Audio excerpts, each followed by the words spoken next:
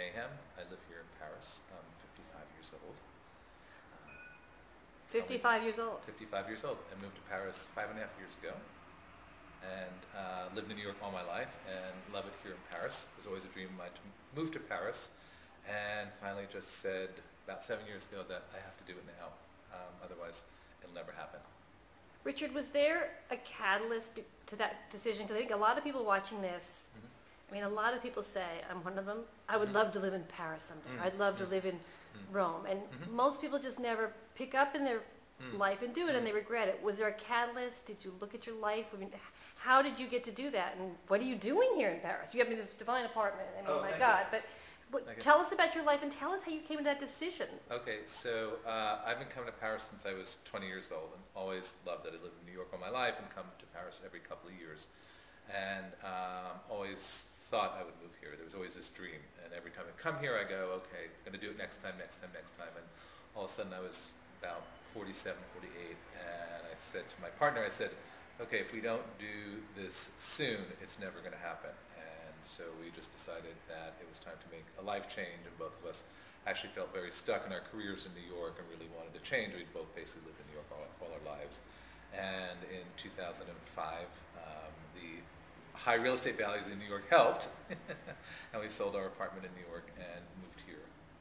And basically both of us reinvented ourselves. So I was a chef and a caterer in New York for about 21 years.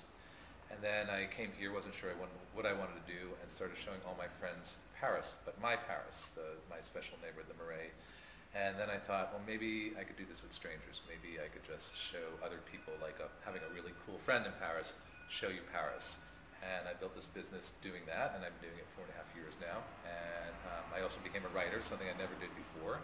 And I write a blog 4 times a week about fun things to do in Paris. And it's called I Prefer Paris.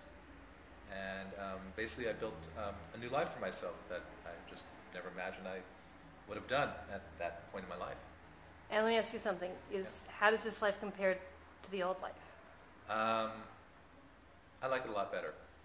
I mean, I really love what I do right now. It's just really, really fun for me. It's very creative. I mean, when I was a chef and a caterer, it was fun, but it was a lot of hard work, and it was very physical, and I got really burnt out after a while. And here, it's just exploring Paris all the time. I mean, you know, I get to walk the streets of Paris almost every day and show people this beautiful city, and it's pretty incredible. And with my blog, it's like having my own magazine, and I just get to do it every day and do it myself.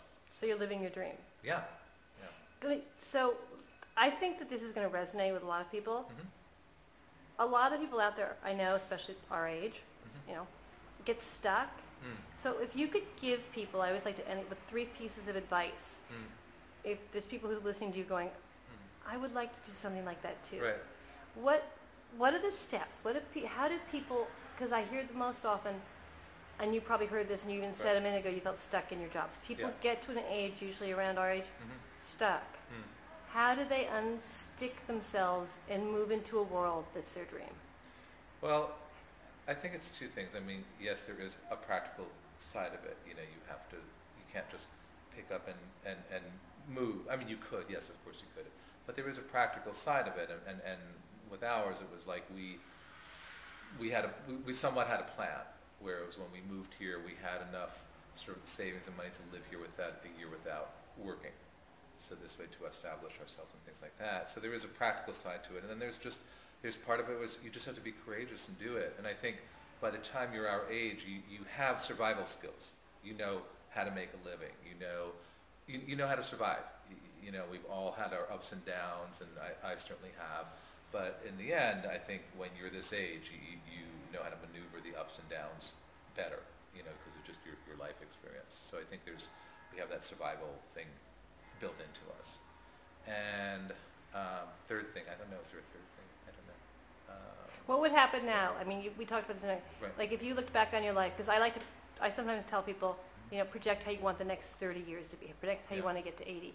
Do you think if you'd gotten, if you'd gotten to 80, which I'm sure you will, yes. and you'd look back and you hadn't done this, right. you think you would have regretted it? I think so.